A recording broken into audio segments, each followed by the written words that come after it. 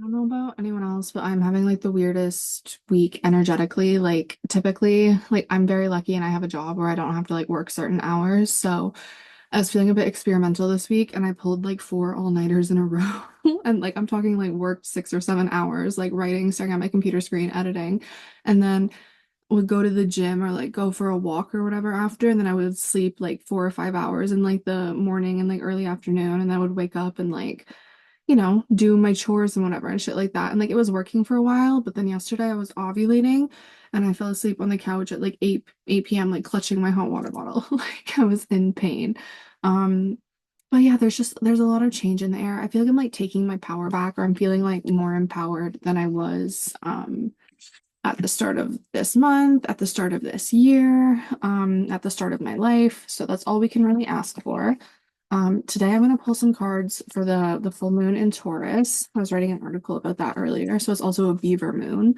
Um, and it's the last super moon of the year. So if you have a chance to get outside and look at it, please do, because I remember I was outside on a walk for the full moon last month. I think it was the hunter's moon, and it was insane. Like literally one of the most beautiful things I've ever seen. So this is just we're seeing what the vibes are, what the cards have to say. I'm using, okay, the Light Seers deck, the King of Cups, and the Three of Swords. Okay, well, if those aren't two conflicting emotions, I think that's maybe, how I was talking about how, like, I was literally just saying, like, I'm feeling more empowered now than I was at the start of my life. Like, at the start of my life, I was very much, Steve's Love Tarot, he calls this Kurt Cobain in pain, which is so true because it does look like Kurt Cobain. Whereas now I do feel like I'm in my King of Cups, because cups, like water, that's like a more feminine energy, right? But then like being able to be in the King of Cups, that's like a balance between masculine and feminine. Or that's how I'm interpreting it on this fine fucking Friday evening. Oh, ye doggies. Earlier this summer, I don't know why, I was trying so hard to find like just like even like a 3-second snippet of Billy Ray Cyrus. Okay. But we have the King of Swords here too. Um, and we have the wheel. Yeah, that's very much like things are just up in the air right now in it. And the Four of Wands just came out in my last reading, because it's like all we can do about any of this. Like, yeah, things are up in the air, but they're more likely to go in your favor if you're in good energy while you're waiting. Like you should never be in waiting. Oh, and the Four of Cups was right beside that last time too. It's at the bottom of the deck. Okay, I think I'm gonna leave those there. And then I have the Smexual cards. I felt like those could be fun today. And I have some affirmation cards too. We're gonna look at, because I haven't used those in a while.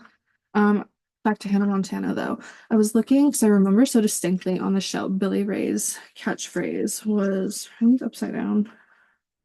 Oh, they're kind of like a mixed bag. Okay, we'll go with it. Um, One of Billy Ray's catchphrases was "ye doggies," and I think that would just sometimes I'm like, I want like a reaction video of that. And I mean scoured the internet. Um, the Knight of Wands in reverse. So it's like the opposite of the King of Cups. So I think that makes sense, because the Knight of Wands would be someone who's very like passionate and lustful, and the King of Cups would be like very in his intuitive knowing and like only acting on things that he feels spiritually called to, which is like literally that's exactly where I'm at in life. And this is the Two of Swords reverse to go with the Three of Swords, which I'll probably have to do some Googling there, which is fine. Everybody ain't supposed to know everything, right? Okay, okay. Um, we have the Ten of Wands. I'd like to be there right now. Yeah, it's been a while, but I trust the process, because actually magical things do happen, because I have been on this magical little journey with someone, and it's just been like a lot of like, there have been moments where like my 3D ego self has been like, what the fuck is happening here right now? But it's just like my soul has always known, like just trust. And constantly I'm getting more and more validated that I'm making the right choices. The Three of Cups, I'm not even going to show you guys because I don't want to get flagged, but that's a sexual one. And we have the Devil here. It's a goat holding a penis. And then the Hanged Man is on the bottom of this deck, which is also, that's very similar energy, because the Hanged Man is like person in waiting. Four of Cups is like apathy. So we'll take note that both of those are there. And then I'm gonna get some affirmation cards for us, because why not? I got these when I was probably in like, I don't know, middle school or something, but I never understood how to use them, but now I find them very powerful, even though the deck is real fucking big and hard to shuffle. But to me, they kind of like, okay, this one's kind of jumping up. Attention to what is only creates more what is. It's a good one. Okay, we'll get one more. But I'm like, I don't want to say I'm excited for this year to end because I like, I almost hate endings. That's another the sweetest thing ever. Like I was about to finish Sex in the City a few weeks ago, and I was telling my man that, and he's like, "No, don't finish it. Like, won't you be sad?" And I was like, "Oh my God!" Like I actually do get sad when I finish shows, but I never expected him to say something like that to me. Um, the law of attraction brings whatever abundance I choose. Okay, I'm gonna read the back of this card. So it says, I want financial prosperity. There are so many wonderful things that are available in this wonderful world, and financial prosperity opens the door to so many of those things. Since the law of attraction responds to my thoughts, I've decided to focus predominantly upon the abundance that is possible, understanding that it is only a matter of time before my thoughts of prosperity will be matched by the flow of financial prosperity. Since the law of attraction will bring me the object of my attention, I choose abundance. True and real. I have noticed, like, since I moved back in with my parents, like, a lot of the time I just have to walk around the house with headphones on so I don't catch the little like negative things they're saying because it like infiltrates your brain. Or even literally just now. This is a perfect example of this. Oh my God. So I got these new pajama pants. And are they flattering? Hell no. Are pajama pants supposed to be flattering when you're fucking wearing them around the house with your parents? Doesn't matter what you're wearing, right? And so do they I have thick thighs, but do they make me look a little bit thicker? Yeah. Okay, whatever. So I was just standing in the living room, whatever, minding my business. And then my dad is just like staring at me, like looking at me funny. I can tell he was judging me. And then finally he's like, those pants, they make your legs look like tree trunks. And I was like, okay, what we're not gonna do is talk about my body. Because like I literally it's like ever since I moved back in with them, I've become like a million times more self-conscious because they my whole entire life have always made little comments about my body. And it's just like a thing that people in my family do. They love to talk about other people's bodies, other people's weights, other people's appearance because they don't understand that other people have more interesting things going on.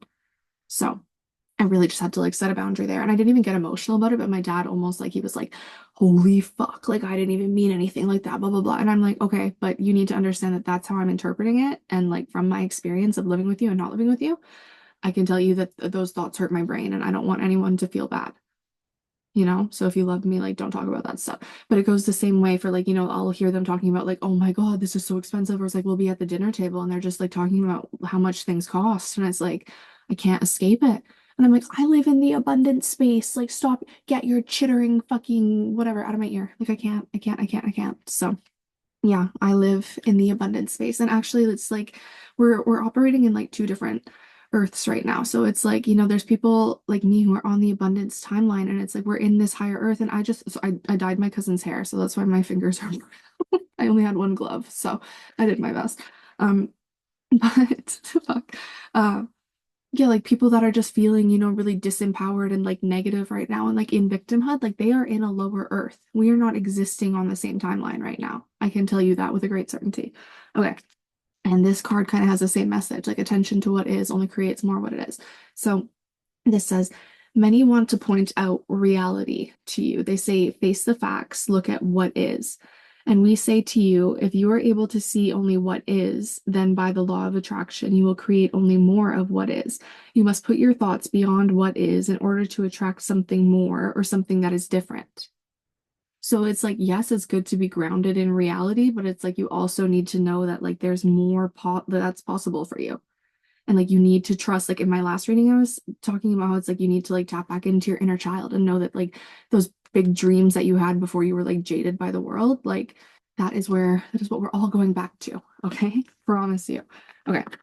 So now to get into the cards. So like I was saying, like there's like the King of Cups, which is like, like this kind of stoic, like in tune figure, like understands his emotions, but he's not drowning, right? Like he's just sitting by the ocean. Like he's chilling. And then so there's the Knight of Wands in reverse. And like this card is literally like someone fucking on horseback, right? So like there's a big difference between these two energies.